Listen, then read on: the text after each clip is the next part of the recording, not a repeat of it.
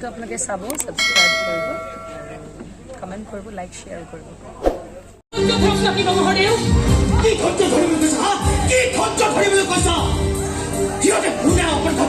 মোৰ আপুনিক হত্যা কৰিছিল। বহু সময়ত কাৰেঙৰ ওচৰতে পৰি আছিল। আপুনিৰ ভিতৰতে মই চব বুজো। আপুনিৰ মৃত্যুৰ খবৰ শুনি আইটিয়ে কান্দি কান্দি বাউলি হৈ গৈছে। মোৰ অন্তৰখনে হাহাকাৰ কৰি উঠিছে। আৰু তাৰ পাছত তুমি কৈছা মই ধৈৰ্য ধৰিব লাগে, হাত সামৰি বহি থাকিব লাগে। নাই নাই নাই, ইমান ভয়াতুৰ কাপোৰো খাব নোৱাৰো মই। আপোনাক মই ভয়াতুৰ হ'বলৈ কোৱা নাই, আপুনি মোক ভুল নুবুজিব। তেনেহ'লে কি কৰিবলৈ কৈছা? কি কৰিবলৈ কৈছা? মোৰ আপুনিয়ে সদায় আহোম ৰাজ্যৰ মংগল কামনা কৰিছিল। ৰাজ্যৰ সুখ শান্তিৰ বাবে যথাসাধ্য চেষ্টা কৰিছিল। সদায় আনুগত্য ৰক্ষা কৰি চলিছিল আহোমৰ ৰাজ সিংহাসনত। আৰু তাৰ পাছতো তেওঁক অন্য জন্তুৰ দৰে হানি খুচি হত্যা কৰা হ'ল কিয়? নাই নাই নাই নাই নাই, ইয়াৰ উত্তৰ লাগিব। মোৰ এই প্ৰতিটো মাল চকু পানীৰ উত্তৰ লাগিব মোক। সিহঁত অন্য জন্তু হৈছে। সিহঁতৰ কাৰণে আপুনি নিজকে কিয় জন্তু নকৰাব বিচাৰিছে? কিয় পাহৰি গৈছে যে আপুনি এজন আহোম কোঁৱৰ? আহোম ৰাজ্যৰ সুন্দৰ ভৱিষ্যতটো নিৰ্ভৰ কৰিছে আপোনাৰ ওপৰত। মোৰ আপুনি সদায় এখন সোণৰ অসম কথাৰ সপোন দেখিছিল। আৰু সেই সপোনকে সেই আধৰুৱা সপোন দিঠক কৰিব লাগিব আপুনি মহোদয়। তাৰ কাৰণে আপুনি অপেক্ষা কৰিব লাগিব। শত্ৰুৰ লগত যুঁজিবলৈ আপুনি শক্তি গোটাব লাগিব। মই শক্তিহীন নহয় জয়া। সংখ্যাত সিহঁতে যিমানেই নাথাকক কিয় সিহঁতক নিকেট কৰিবলৈ মই অকলে যথেষ্ট। সেইবোৰ আমি কথা দিব মাতি নানিব। আপোনাৰ কথা হ'লে আমাৰ কিয় বা এবাৰ ভাবি চাওক। স্বামীৰ মৃত্যু শোকত দগ্ধ হৈছে আপোনাৰ মাতৃ।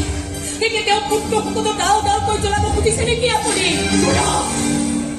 অন্তত আইৰ মুখলৈ চাই আপুনি কোন সম্বৰণ কৰক মহোদয়।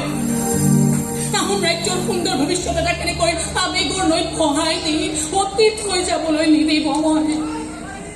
মই আপোনাক ভৰিত ধৰিছো, মই ভৰিত ধৰিছো। এইবোৰ কি কৰিছা তুমি? ঠিক কথা কৈছে কথা। আপুনি কি উঠি আহিল? মই জানিছিলো পিতৃৰ হত্যাৰ প্ৰতিশোধ ল'বলৈ যে গধা উত্তাল হৈ পৰিব।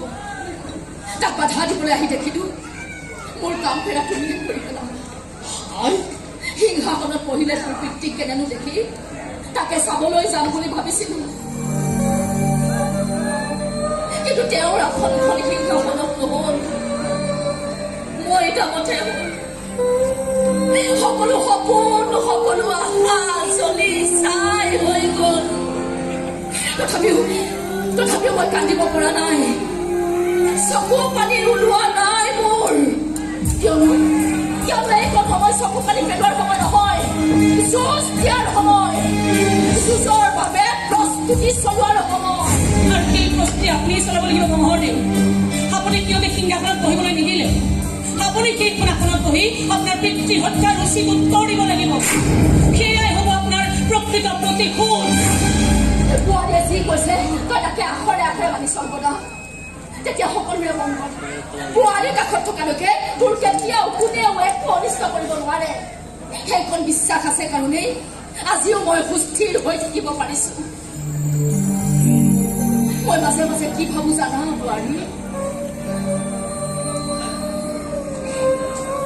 তোমাৰ দৰে বুদ্ধিমত্তা যদি মোৰো থাকিলেহেঁতেন তেতিয়া চাগে এই পৰিস্থিতিত মই মোৰ মানুহজনক স্বৰ্গদেউ হোৱাৰ ক্ষেত্ৰত বাধা দিব পাৰিলোহেঁতেন। তেতিয়া চাগে তেখেতক মই এনেকৈ হেৰুৱাব লগা নহ'লহেঁতেন।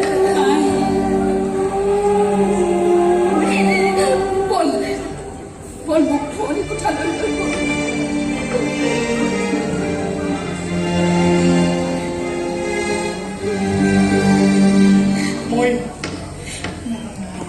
মই একো ভাবি পোৱা নাই জয়া। মই আচলতে কি কৰা উচিত?